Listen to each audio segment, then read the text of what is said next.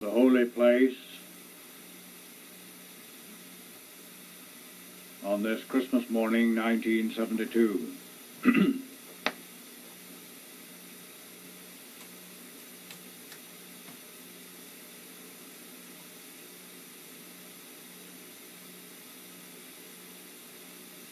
The story told in the book of Job long ago, there was a day when the sons of God came to present themselves before the Lord. And Satan came also among them.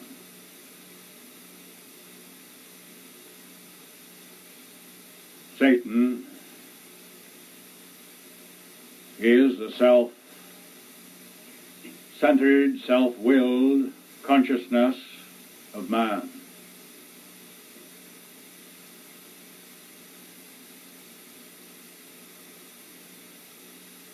The self-centeredness, the self-will of the consciousness of man is what impels him to do what he does.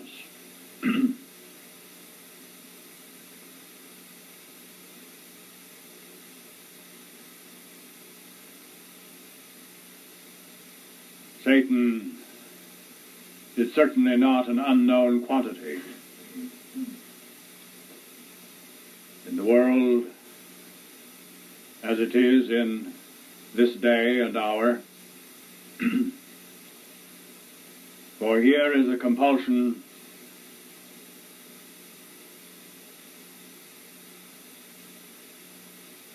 which drives men to do what they do.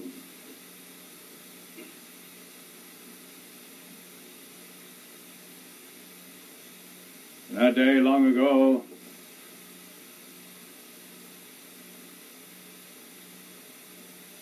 it is said that Job was a perfect and an upright man who feared God and eschewed evil.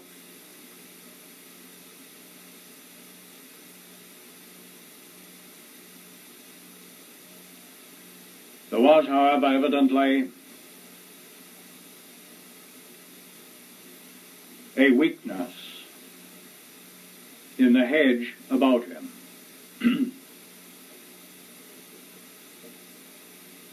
One of the evidences of this weakness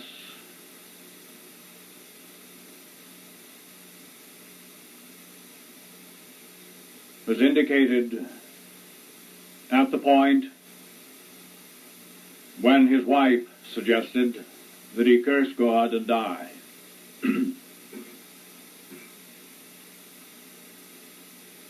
She was not in agreement with him.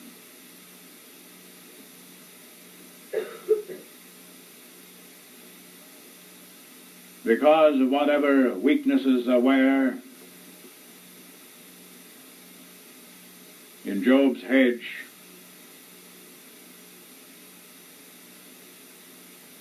Satan was able to enter in, bringing disaster because the holy place was not maintained by those who were responsible for it.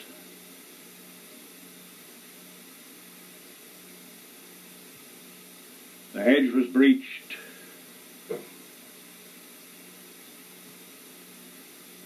The self-centered, self-willed consciousness of man,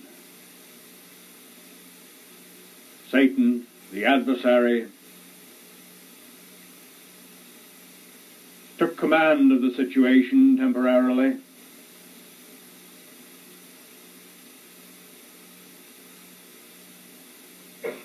And as I say, there was disaster and tragedy. As I welcome you to the holy place this morning, as the sons and daughters of God, the question arises as to whether Satan comes with you. whether there is anything remaining in your consciousness which is in agreement with the self-centered, self-willed state.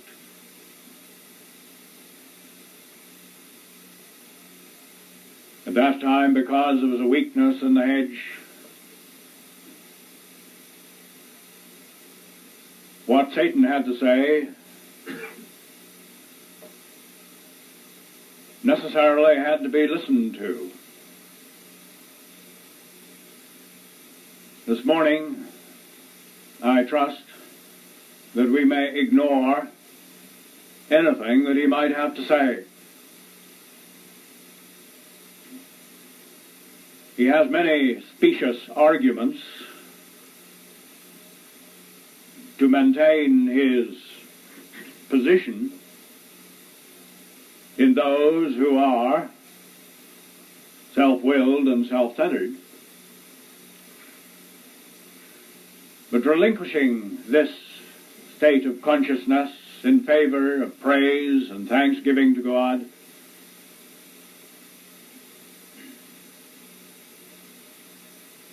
Satan may be ignored, certainly not agreed with.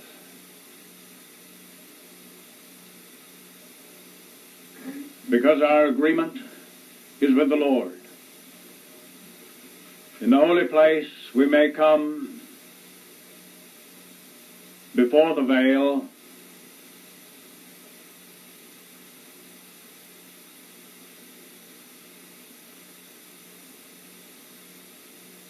which connects the holy place with the Holy of Holies. To you this morning,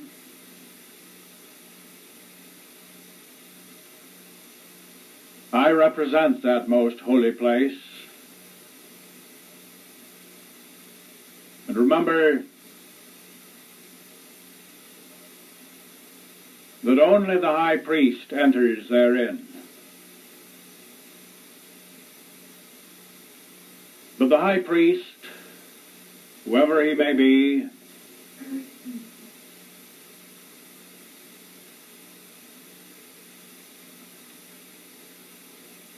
at any particular time in the unfoldment of the creative purposes of God, represents the Lord to the priesthood,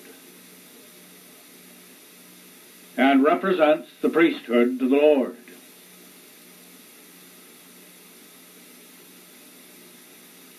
The high priest and the priesthood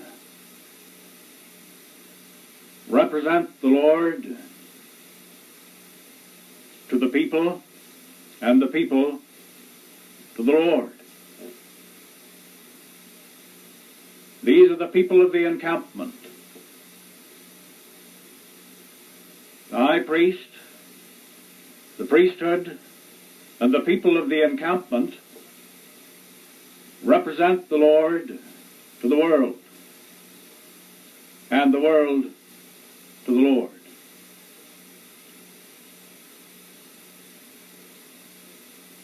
Here is a first recognition of a certain detail to the pattern of representation.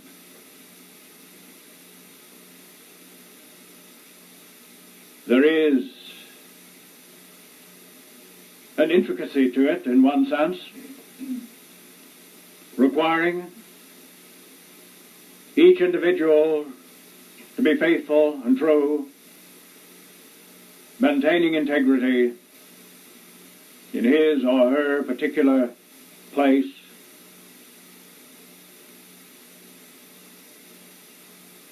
in the overall design.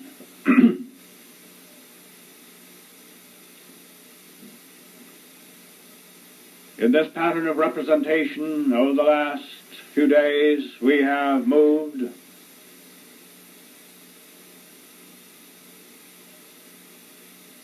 out of the encampment into the outer court, and through the outer court into the holy place.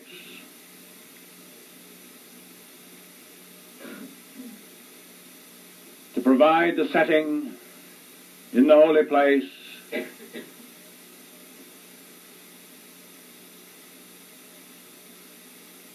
for the Spirit of the living God.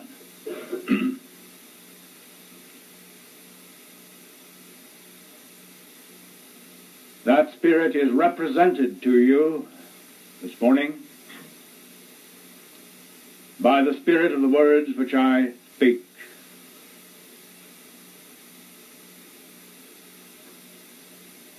That you may know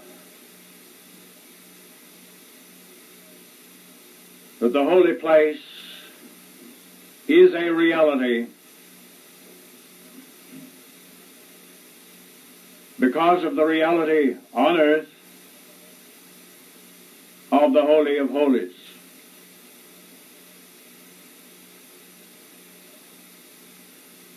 All that is essential to every human being on the face of the earth springs from the Holy of Holies.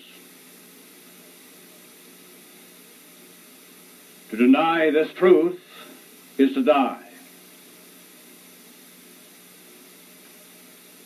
Because the children of men, in their self-centeredness and self-will, have been persistently denying this truth and betraying the Lord in consequence. They have died.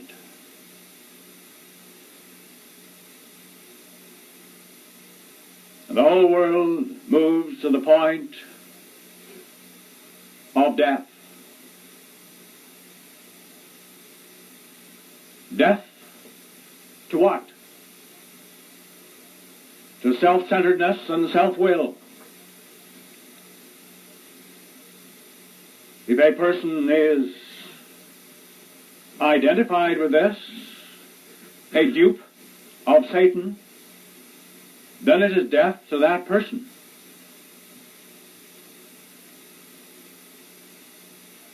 But if the priesthood is present on earth in right relationship to the high priest,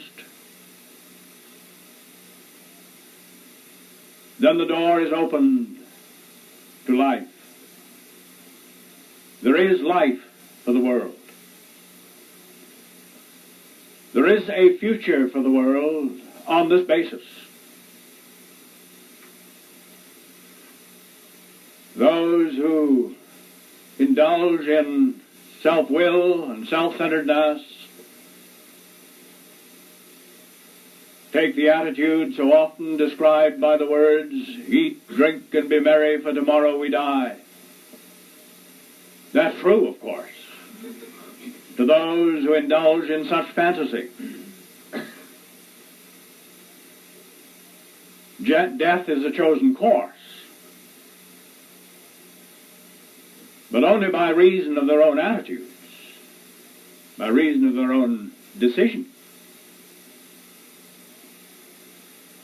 For the Lord has ordained life. This is a world of life. This is a world uniquely created to reveal the glory of life in all its fullness. What remarkable variety there is on earth for this purpose, even now. Even now, after all these thousands of years of human self-centeredness and self-will.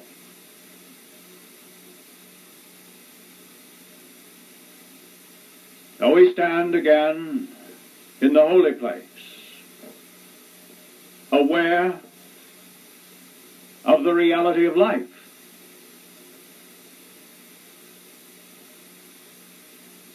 Life, which is revealed by the cloud of glory of the Shekinah pattern.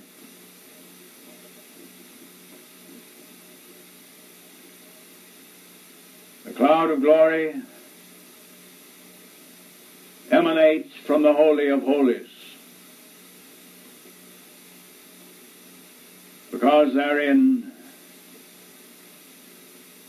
is the light that glows and the fire that burns. The source and the origination of everything that is required for the manifestation of life at every level on earth. Through mineral, vegetable, animal, and man. But man holds the key to life or death.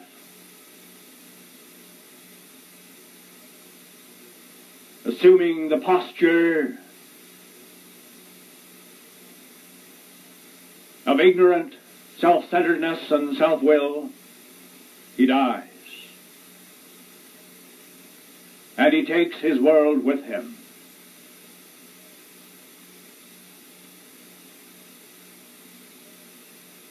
Acknowledging again the reality of life as represented by the priesthood and the high priest,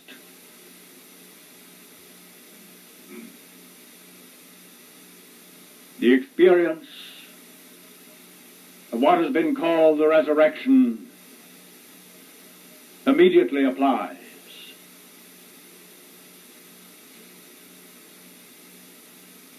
There are two ways. The broad way, in which human beings have been treading recklessly for centuries, and the narrow way, the way of integrity, the way of honor and honesty, the way of beauty and meaning, the way of life.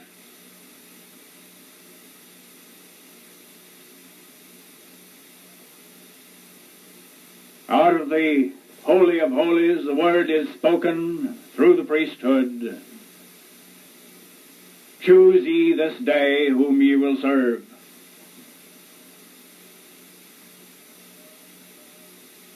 If the Lord be God, then serve him. But if Baal, Satan, self-centeredness, then serve him. Every human being on the face of the earth must make this choice.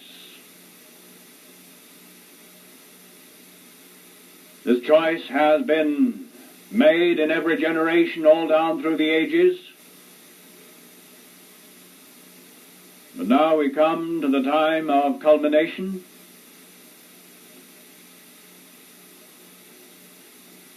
When the whole stupid mess of self-centeredness may be swept from the face of the earth.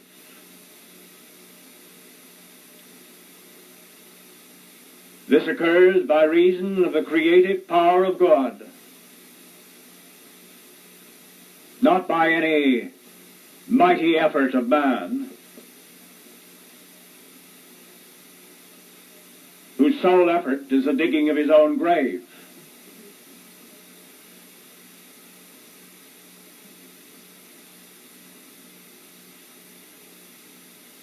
This is Christmas morning.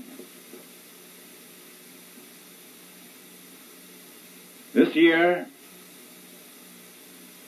as never before, the unfoldment of what has been occurring during this weekend of Christmas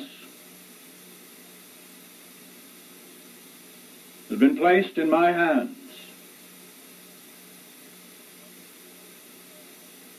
So that the spiritual aspects of Christmas might dominate.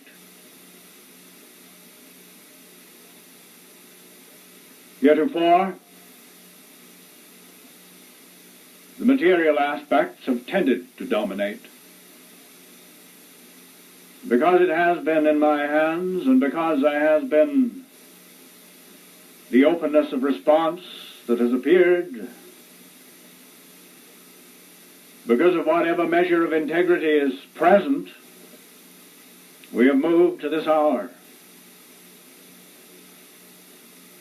We have moved to stand before the veil.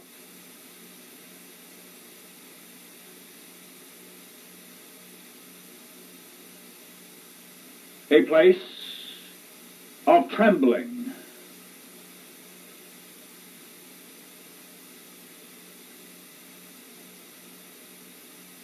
And yet a place longed for in the hearts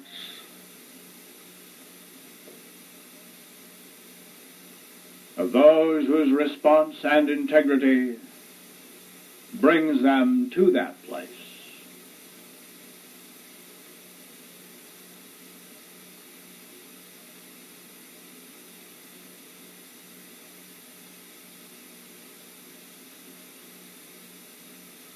The veil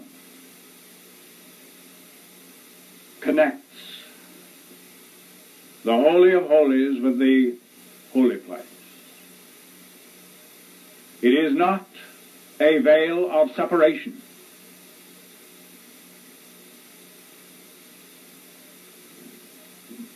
It is a veil that is rightly there,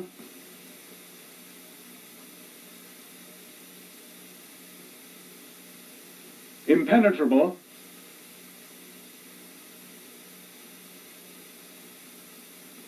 to all but the high priest. And no one with integrity would ever seek to tear it aside. It is of the quality that allows what is present in the Holy of Holies to shine forth into the holy place.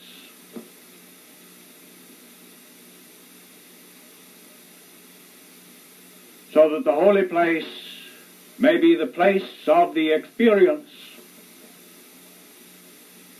of what originates in the Holy of Holies.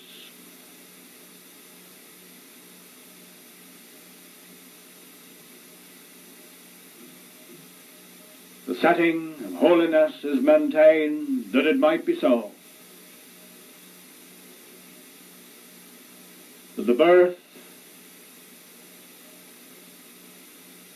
of water and of the Spirit might be the constant experience.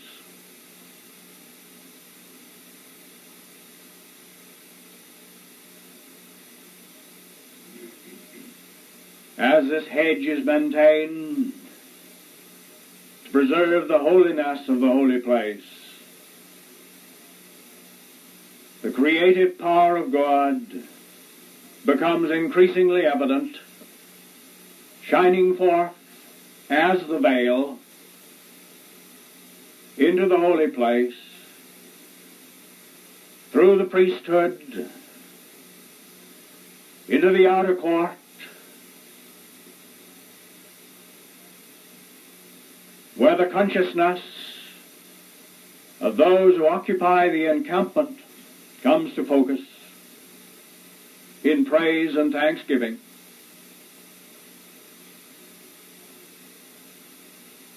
The glory of the Lord fills the temple, the tabernacle, the outer court, the encampment, and shines round about. There is nothing on earth that can contend with the power of God when it is made manifest in this fashion.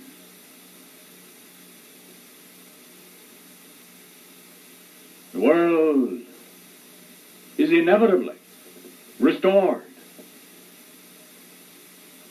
And man comes again to his place, made in the image and likeness of God, walking upright and perfectly on earth, fearing God and eschewing evil. Behold, all things are thereby made new. The world becomes again a world of life and not a world of death. The world of God and not the world of Satan.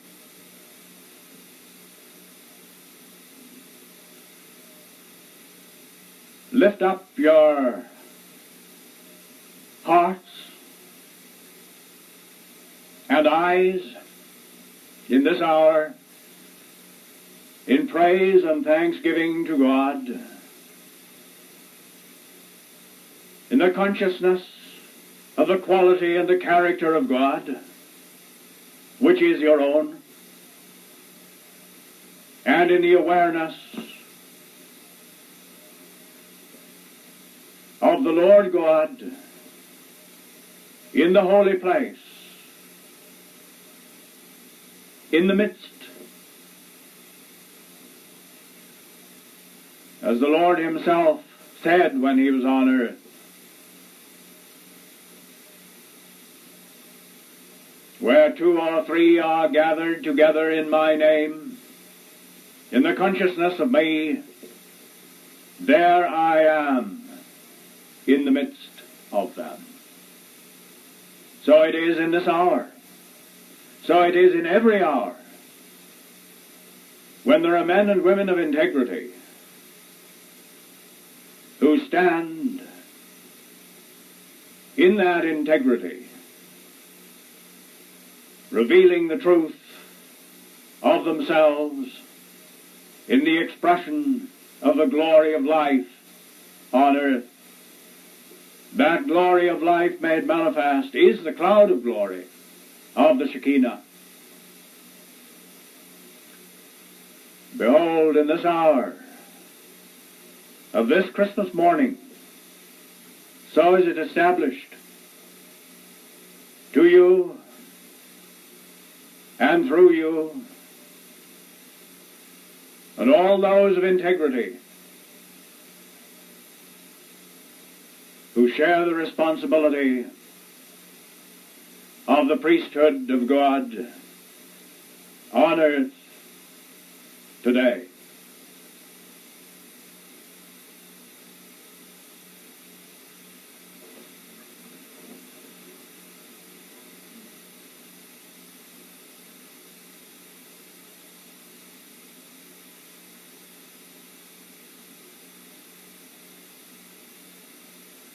O Lord,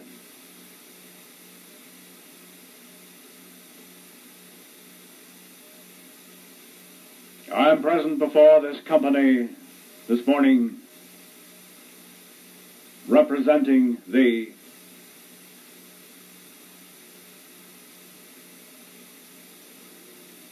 To this end, I am present on earth in this physical form, in this place, at this time.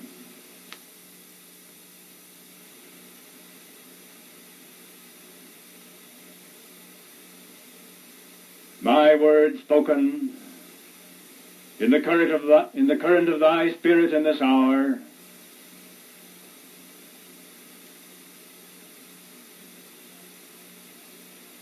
has been brought forth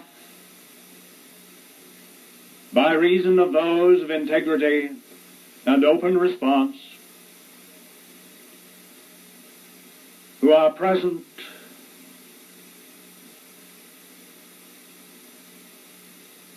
in person or in spirit,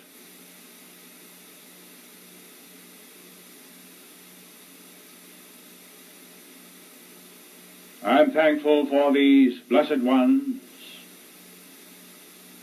who make all this possible, that what is yet to come may continue to unfold with certainty and power in the hours and days to come.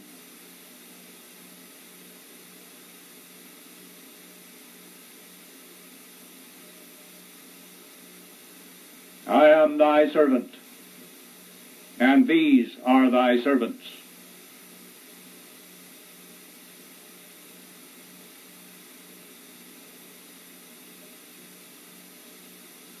Let them prove the truth of my words,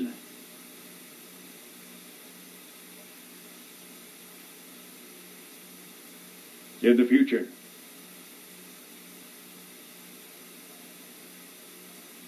That it may be known on earth that thou art the Lord,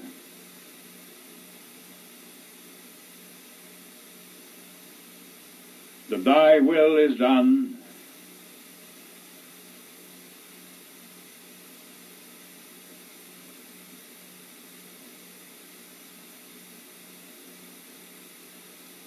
that the reality of life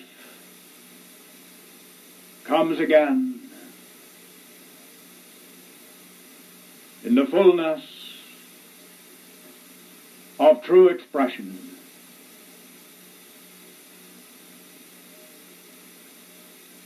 Because there are those who have accepted the responsibility of letting it be so.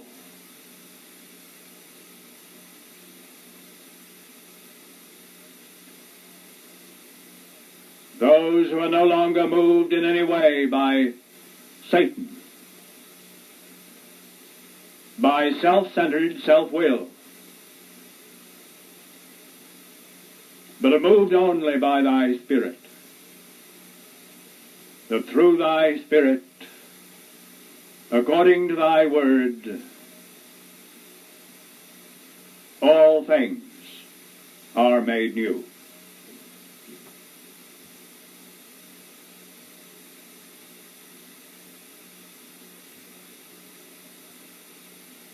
Glory to thee, O Lord, in the highest expression of our living on earth, now and always. Amen.